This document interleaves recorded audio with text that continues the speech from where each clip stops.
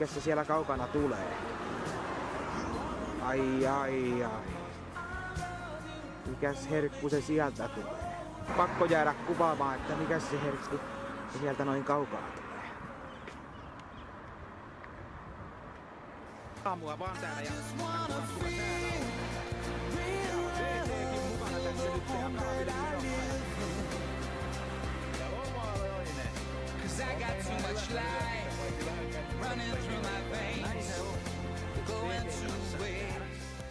miten se on ilta mennyt? Ihan kiva. Joo, testaa makua. Siinä on vähän Coca-Colakin joukossa, niin pidä vanha tästä.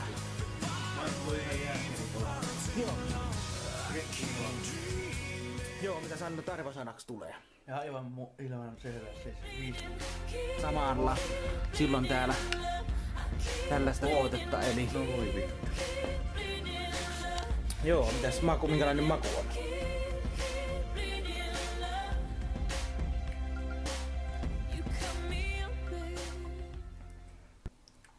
Sanoisin, että sitruunainen lonkero.